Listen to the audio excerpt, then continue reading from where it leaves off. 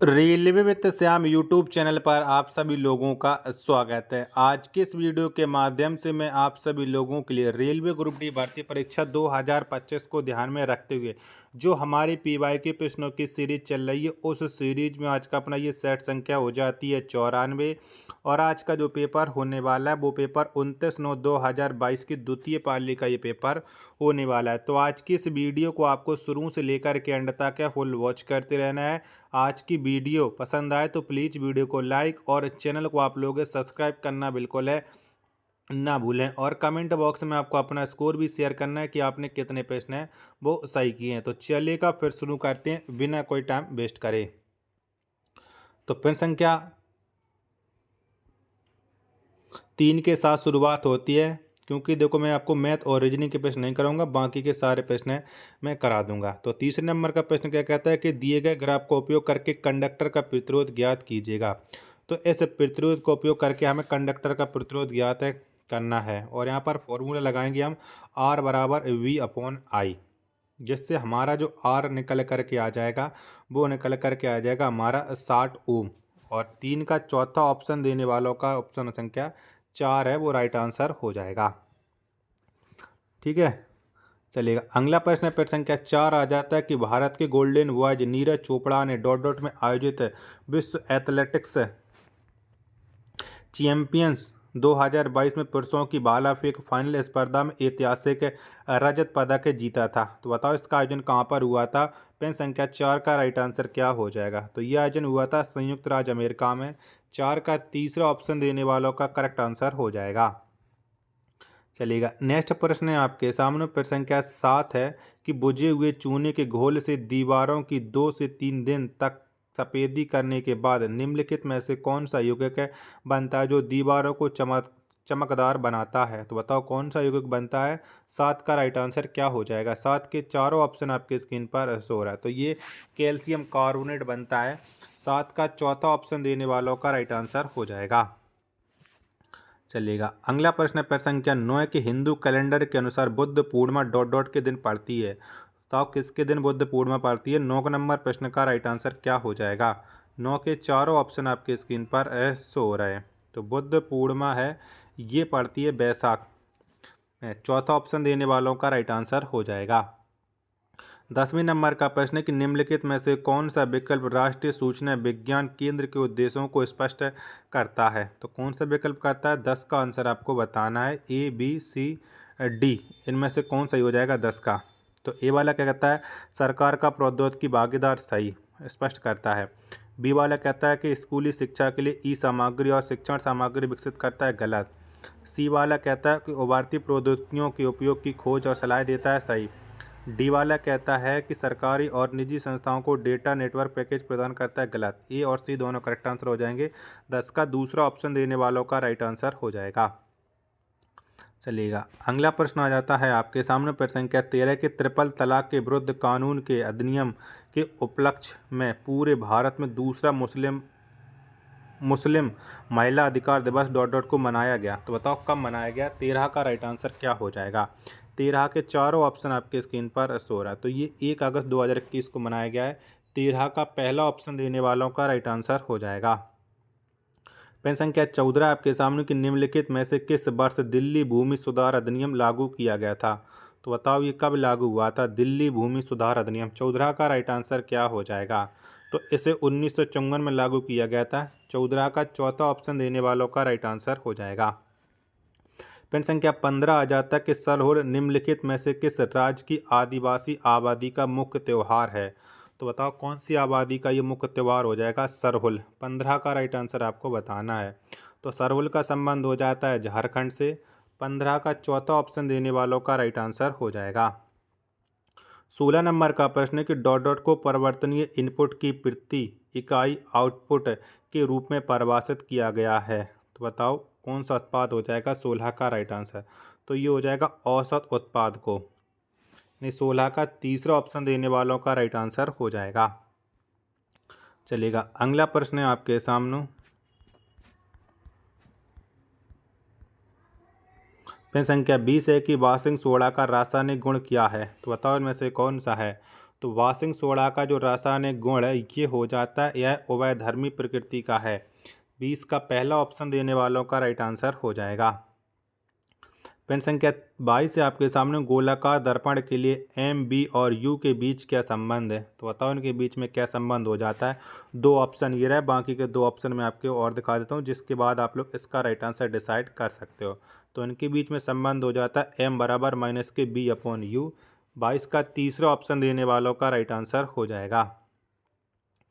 चलिएगा, अगला प्रश्न आ जाता है प्रश्न संख्या 25 है कि लेंस की फोकस दूरी और उसकी क्षमता के बीच सही संबंध है। तो बताओ इनके बीच में क्या सही संबंध हो जाएगा। 25 का राइट आंसर तो ये हो जाएगा P बराबर 1/f। 25 का पहला ऑप्शन देने वालों का राइट आंसर हो जाएगा। चलिएगा, अगला प्रश्न है प्रश्न संख्या 27 है कि जूल के ताप प्रभाव का सूत्र डॉट डॉट के रूप में दर्शाया गया है। विकल्पों में से H उत्पादित ऊष्मा को दर्शाता है, I कंडक्टर के माध्यम से प्रवाहित धारा है, R प्रतिरोध है और T समय है। तो बताओ ये जूल के ताप प्रभाव का सूत्र क्या हो जाएगा। 27 का राइट आंसर तो ये हो जाएगा H बराबर BIT। तीसरा ऑप्शन देने वालों का राइट आंसर हो जाएगा। प्रश्न संख्या 28 आ जाता है कि न्यूलैंड्स के अष्टक नियम के अनुसार निम्नलिखित में से किस तत्व के गुण समान है। तो बताओ कौन से तत्व के गुण समान हो जाते हैं। 28 का राइट आंसर आपको बताना है।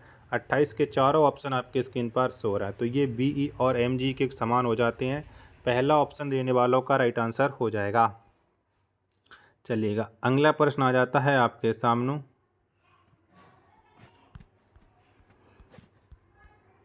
प्रश्न संख्या 33 है कि धारावाही चालक पर बल की दिशा बदलने के लिए निम्नलिखित में से किस विधि का उपयोग किया जाता है। तो बताओ इसके लिए कौन सी विधि का उपयोग करते हैं। 33 का आंसर आपको बताना है। 33 के चारों ऑप्शन आपके स्क्रीन पर शो रहा है। तो इसके लिए धारा की दिशा बदलना, इसका उपयोग करते हैं केवल 3। तीसरा ऑप्शन देने वालों का राइट आंसर हो जाएगा। प्रश्न संख्या 34 है आपके सामने कि वर्ष 2022 में प्रौद्योगिकी दिग्गज माइक्रोसॉफ्ट ने भारत के निम्नलिखित में से किस शहर में अपना चौथा डेटा सेंटर स्थापित करने की घोषणा की। तो बताओ किसने, कहाँ पर, 34 का राइट आंसर। तो इसका राइट आंसर हो जाएगा हैदराबाद में। 34 का दूसरा ऑप्शन देने वालों का राइट आंसर हो जाएगा। अगला प्रश्न आ जाता है आपके सामने प्रश्न संख्या 36 से 11,000 वाट शक्ति का एक हीटिंग उपकरण 220 वोल्ट लाइन वोल्टेज पर संचालित करने के लिए डिजाइन किया गया है। यदि किसी विशेष दिन लाइन वोल्टेज 110 वाट पर गिर जाता है तो इसके माध्यम से प्रवाहित धारा और उसकी आउटपुट शक्ति डॉट डॉट और डॉट डॉट होगी। तो कितनी होगी। 36 का आंसर आपको बताना है। तो ये हो जाएगी 2.5 एम्पियर और 275 वाट। चौथा ऑप्शन देने वालों का राइट आंसर हो जाएगा। वीडियो पसंद आ रही होगी तो प्लीज़ वीडियो को लाइक और चैनल को आप लोग सब्सक्राइब करना बिल्कुल ना भूलें। अगला प्रश्न है प्रश्न संख्या 39 है कि स्तनधारियों में गुर्दे की तरह पौधों में परिभाषित उत्सर्जन प्रणाली का अभाव क्यों होता है। तो बताओ ये अभाव क्यों होता है। 39 का आंसर आपको देना है। 39 के चारों ऑप्शन आपके स्क्रीन पर शो रहा है। तो इसका राइट आंसर हो जाएगा वे अपनी वनस्पति भागों के माध्यम से उत्सर्जन करते हैं। पहला ऑप्शन देने वालों का राइट आंसर हो जाएगा। चलिएगा, अगला प्रश्न आ जाता है आपके सामने प्रश्न संख्या 42 कि अप्रैल 2022 तक राज्यसभा की अधिकतम संख्या क्या है। तो बताओ कितनी है। तो अप्रैल 2022 तक राज्यसभा में जो सदस्यों की अधिकतम संख्या है वो 250 है। 42 का चौथा ऑप्शन देने वालों का राइट आंसर हो जाएगा। प्रश्न संख्या 43 है कि अगस्त 2022 तक प्रधानमंत्री जीवन ज्योति बीमा योजना के तहत रुपए का जीवन कवर डॉट डॉट है लाख की राशि 1 जून से 31 मई तक 1 वर्ष की अवधि के लिए होगी और नवीनीकरणीय होगी। तो बताओ जीवन कवर कितने का है। 43 का राइट आंसर। तो इसका राइट आंसर हो जाएगा 2। दूसरा ऑप्शन देने वालों का राइट आंसर हो जाएगा प्रश्न संख्या 43 का। प्रश्न संख्या अगला आ जाता है आपके सामने 45 का कि भारत के संविधान के अनुसार जीवन और व्यक्तिगत स्वतंत्रता की सुरक्षा निम्नलिखित में से किस मौलिक अधिकार का हिस्सा है। तो ये कौन से मौलिक अधिकार का हिस्सा है। 45 का आंसर आपको बताना है। 45 के चारों ऑप्शन आपकी स्क्रीन पर शो रहे हैं। तो 45 का राइट आंसर हो जाएगा स्वतंत्रता का अधिकार। 45 का दूसरा ऑप्शन देने वालों का राइट आंसर हो जाएगा। चलिएगा, अगला प्रश्न है आपके सामने प्रश्न संख्या 47 कि आत्मनिर्भर पारिस्थितिकी तंत्र नहीं इसका क्या अर्थ है? तो बताओ इसका क्या अर्थ हो जाएगा? 47 का राइट आंसर। 47 की इन्हीं तीनों ऑप्शनों में से आपको राइट आंसर डिसाइड करना है। तो ये हो जाएगा कार्बनिक पदार्थ पीढ़ी दर पीढ़ी लगभग स्थिर रहता है। पहला ऑप्शन देने वालों का राइट आंसर हो जाएगा। चलेगा। अगला प्रश्न है प्रश्न संख्या 48 है कि निम्नलिखित जीव अपने नाइट्रोजनी अपशिष्टों नहीं से कैसे छुटकारा पाते हैं? तो ये कैसे छुटकारा पाते हैं? 48 का आंसर आपको बताना है। 48 के चारों ऑप्शन आपके स्क्रीन पर हो रहा है। तो ये सरल विस्तरण द्वारा 48 का दूसरा ऑप्शन देने वालों का राइट आंसर हो जाएगा। प्रश्न संख्या 49 है आपके सामने कि निम्नलिखित में से कौन सा कथन गलत है? मेंडल के मटर के प्रयोग।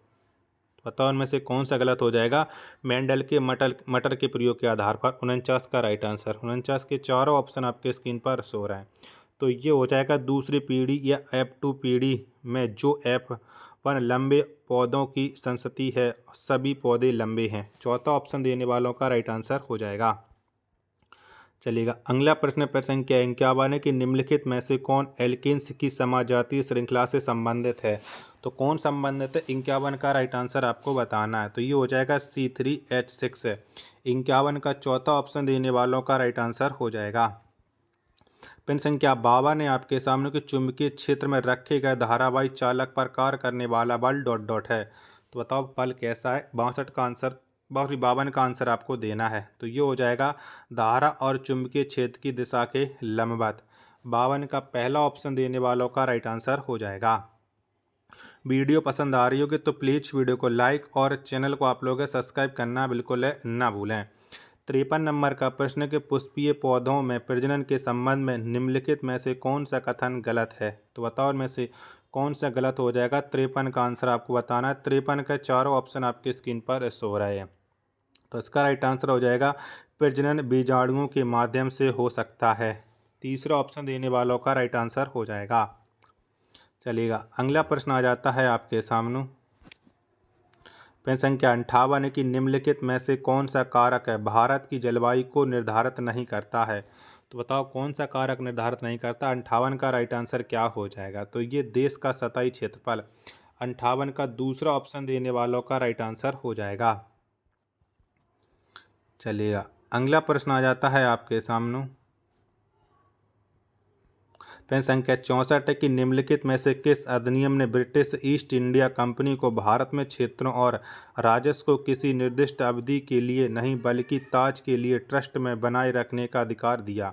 तो ये कौन सा अधिनियम हो जाएगा? 64 का राइट आंसर। 64 के दो ऑप्शन आपके सामने ये रहे और दो ऑप्शन आपको मैं और दिखा देता हूँ, जिसके बाद आप लोग इस प्रश्न का राइट आंसर डिसाइड कर सकते हो।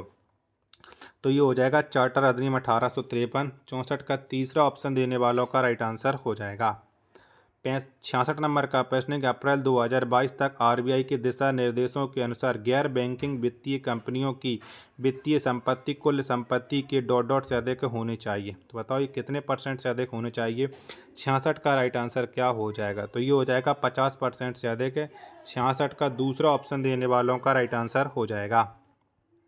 प्रश्न संख्या 67 है कि निम्नलिखित में से कौन सी भाषा भारत में शास्त्रीय दर्जा प्राप्त नहीं है? तो बताओ कौन सी भाषा को शास्त्रीय दर्जा नहीं मिला है? 67 का राइट आंसर क्या हो जाएगा? तो ये मैथिली को नहीं मिला है। 67 का पहला ऑप्शन देने वालों का राइट आंसर हो जाएगा। चलेगा। अगला प्रश्न है आपके सामने। प्रश्न संख्या 69 है कि निम्नलिखित में से कौन सा स्थान जल संचयन गड्ढा बनाने के लिए उपयुक्त नहीं है? तो बताओ कौन सा स्थान नहीं है? 69 का राइट आंसर क्या हो जाएगा? 69 के चारों ऑप्शन आपके स्क्रीन पर शो हो रहे हैं। तो 69 का राइट आंसर हो जाएगा एक बड़े खुले लैंडफिल साइट के पास है। दूसरा ऑप्शन देने वालों का राइट आंसर हो जाएगा। चलेगा। अगला प्रश्न आ जाता है आपके सामने। प्रश्न संख्या 71 है कि निम्नलिखित में से कौन सा तत्व अधिकतम धात्विक गुण दर्शाता है? तो कौन दर्शाता है? 71 का राइट आंसर क्या हो जाएगा? तो ये Sc दर्शाता है। 71 का पहला ऑप्शन देने वालों का राइट आंसर हो जाएगा।